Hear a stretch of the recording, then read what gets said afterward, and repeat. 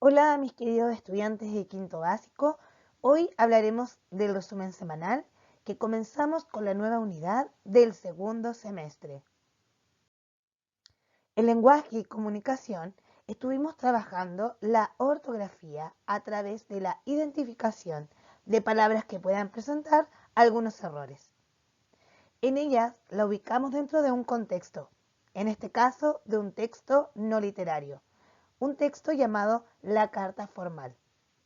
En esta carta formal pudimos identificar también las características de este texto, las cuales presenta una estructura fija en donde encontraremos arriba una fecha, un encabezado dirigiéndonos a la persona de manera formal con su dirección, un saludo inicial, una petición y al final una despedida agradeciendo, ¿verdad?, lo solicitado, para luego despedirnos con una firma o con nuestro nombre. Una vez leída esta carta, pudimos encontrar diferentes palabras acá marcadas que mantenían algún tipo de error, las cuales podrían haber sido errores con algún tipo de letra, de terminación, de combinación, como por ejemplo la M con MB, también palabras que están mal escritas, otras que llevan una tilde que no corresponden, por lo que tenemos que reforzar próximamente las reglas generales y especiales de acentuación.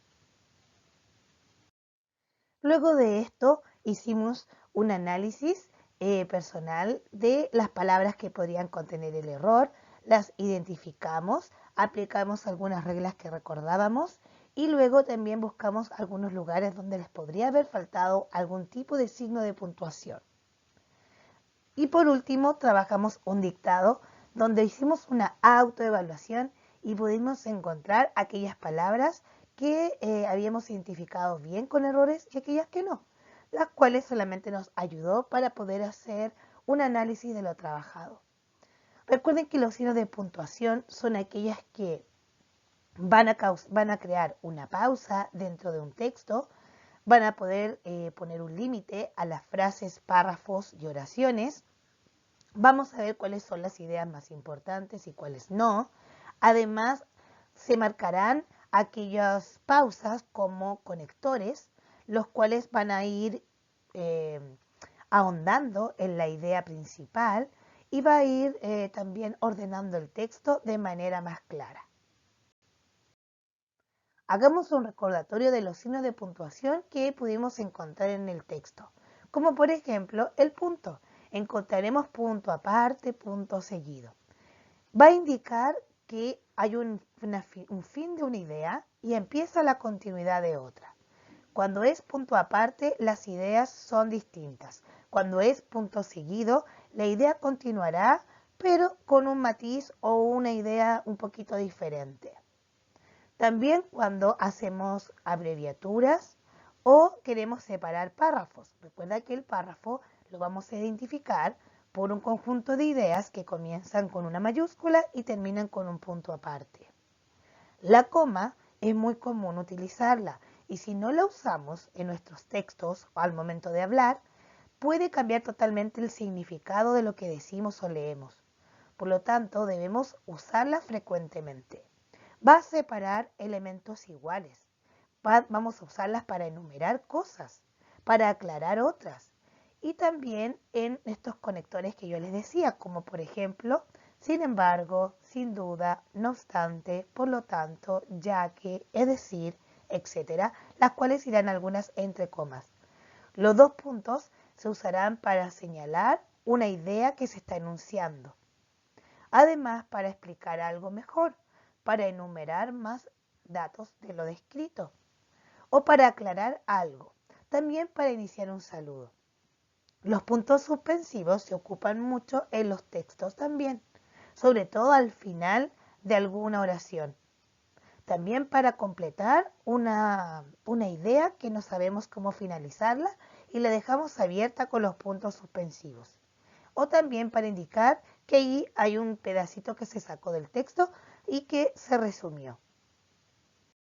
En historia estuvimos trabajando el concepto de colonia, que es la nueva unidad. Primero recordamos lo que trabajamos en la unidad anterior, que fue el proceso de conquista, donde vimos, ¿verdad?, cómo fue la llegada de los españoles a nuestro continente. Y vimos que una vez que se asentaron, comenzó el proceso de cómo tomar y dominar estos territorios, colocando normas, colocando autoridades y poder sacar provecho de las materias primas o los recursos naturales de cada zona. Se creó el Estado para poder ordenar una gran ciudad, es decir, una metrópolis, las cuales tendrían sus propias leyes y gobernaciones, todas mandadas por, en este caso, la corona española. En estas imágenes podemos observar el proceso de la conquista que estuvimos conversando y de la colonia también, la cual estuvimos observando algunas imágenes y analizándolas en el libro de historia. Vemos como los españoles, cuando llegaron con Colón, llegaron de una manera muy propia, muy poderosa, con sus armas, ante unos indígenas más sometidos, muchos más crédulos, pensando que llegaban en son de paz. Luego vemos cómo pasó el proceso donde hubo esclavitud, donde los usaron como mano de obra, sacando sus recursos, explotando los minerales hasta lograr conquistarlos.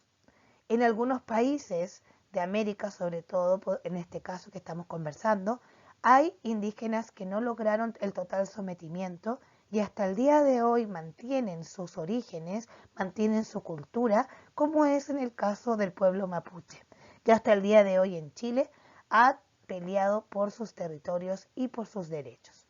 Pero la mayoría del lugar se tuvo que someter al proceso de la colonia, donde hubo leyes, jerarquías, poderes y un proceso de organización de todo lo planteado. Los poderes del Estado los dividimos en tres: el poder legislativo, ejecutivo y judicial, las cuales cumplen tres funciones principales. El legislativo tiene que ver con la creación de leyes y está hecho por senadores y también por diputados. El poder ejecutivo es el más importante, el cual está representado en este caso por el rey, pero actualmente por un presidente o una presidenta, la cual conforma el gobierno de ese lugar.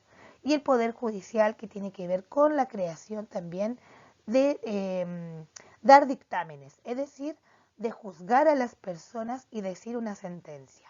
Eso lo hace el tribunal actualmente y antiguamente otras formas, como fue el Consejo de Indias.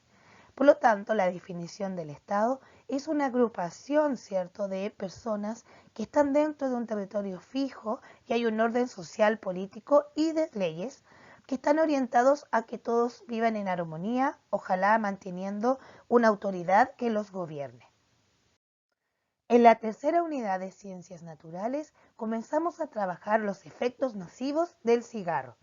Acá pudimos conversar qué importancia tiene en la actualidad conocer estos efectos, ya que antiguamente se creía que el uso del cigarrillo era incluso beneficioso y se normalizaba su uso en todas las culturas y las épocas. Su origen viene de una planta llamada Nicotina tabacum, la cual lo usaban los indígenas antiguamente para ritos y para ceremonias religiosas.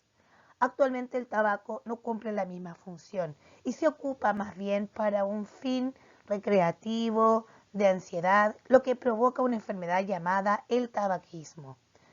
Además, las empresas y las industrias que lo fabrican le integran ahora a la planta del tabaco diferentes especies que hacen que el cuerpo humano necesite de ellas, convirtiéndose en una adicción.